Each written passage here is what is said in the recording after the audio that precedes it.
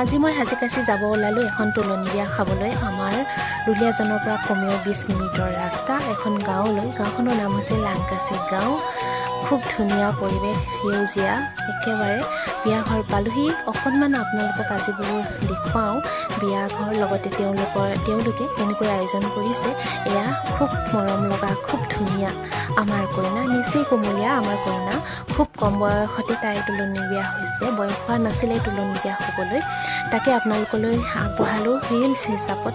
কেনেকুৱা লাগিলে আজি আপোনালোকে লাইক কমেণ্ট এটা কৰিবলৈ নাপাহৰিব। লগতে ফেচবুকত সাঁচি ৰাখিলোঁ চিন হিচাপে, তাকে অকণমান ভিডিঅ' কৰি ৰাখিলোঁ। তেনেহ'লে আৰু আজিলৈ আহোঁ সিমানতে। বাই।